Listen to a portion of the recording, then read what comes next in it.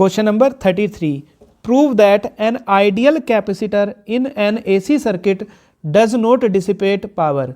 मतलब अगर एक आपके पास एसी सर्किट है, उसमें कैपेसिटर लगा हुआ है, तो वो कोई पावर डिसिपेट नहीं करता, ये आपको प्रूव करना है। ठीक है, किस तरह से आप प्रूव करेंगे देखिए। तो जो आपका कैपेसिटर अगर सर्किट में लगा हुआ है, तो कैपेसिटर सर्किट में लगता है तो आपने फॉर्मूला पढ़ा होगा कि जो इसमें करंट होती है वो क्या होती है, करंट आगे चलती है वोल्टेज से। तो जो आई होता है, आई का फॉर्मूला होता है I naught sine omega T plus कितनी आगे होती है, π/2 एंगल आगे होती है। और जो वोल्टेज होता है, ये आप कह सकते हैं जो वोल्टेज है वो लैगिंग करता है साइन ओमेगा टी। मीन्स अगर आपका एक प्योरली कैपेसिटिव सर्किट है तो उसमें करंट लीड करती है, करंट आगे चलती है किसके, पोटेंशियल के या ईएमएफ के।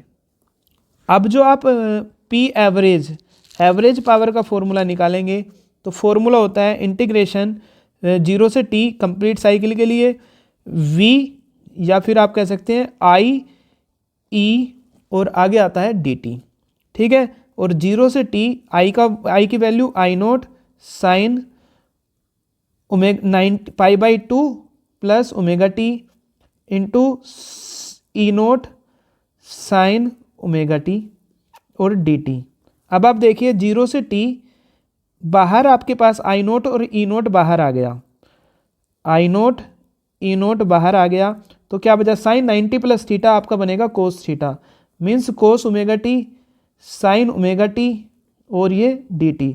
अब 2 से मल्टीप्लाई कीजिए, 2 से डिवाइड, तो I naught omega naught upon 2 integration 0 से t 2 साइन ए कोस ए, क्या बन गया sine 2a, means sine 2 omega t d t, sine 2 omega t d t. ठीक है, अब इसका आपको क्या करना है, इंटीग्रेशन करना है। तो आप देखेंगे ये एक ओड फंक्शन है। कैसा फंक्शन है, ओड। आपने पढ़ा होगा इंटीग्रेशन का रूल, ये एक ओड फंक्शन होता है। जब आप इसका इंटीग्रेशन करेंगे तो पी एवरेज आपके पास वैल्यू कितनी आ जाएगी, 0 आ जाएगी। मीन्स ओड फंक्शन का आप इंटीग्रेशन करेंगे तो इसकी वैल्यू कितनी आ जाएगी, 0। ठीक है, तो फर्स्ट पार्ट ये कंप्लीट होता है। अब देखते हैं सेकंड पार्ट में कहा an inductor of 200 millihenry means L equals to, एक मिनट स्पेस नहीं है, एक मिनट इसको ही डिलीट कर देता हूं।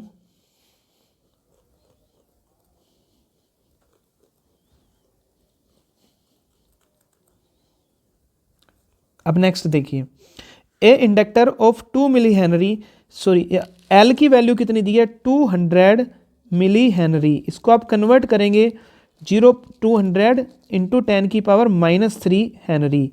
कैपेसिटर सी की वैल्यू दी है 400 माइक्रोफैरड, इसको आप चेंज करेंगे 400 इंटू 10⁻⁻6 फैरड, यह आ जाएगा 2 इंटू 10⁻⁻1 हेनरी, और यह आ जाएगा 4 into 10⁻⁻4 farad.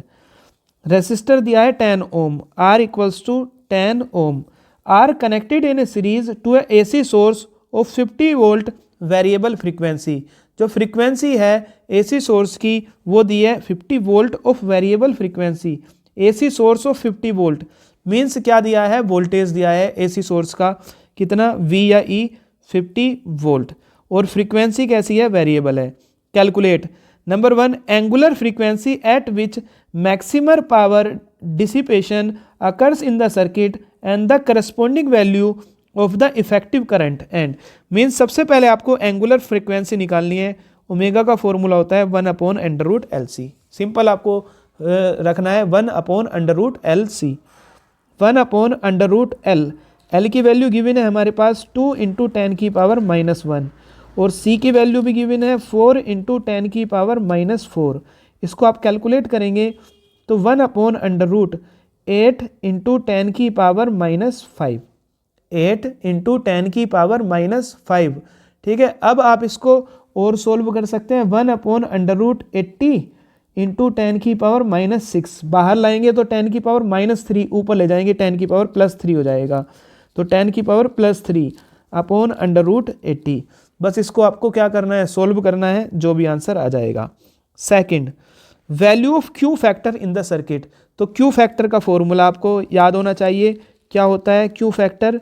Q equals to 1/r under root L upon C.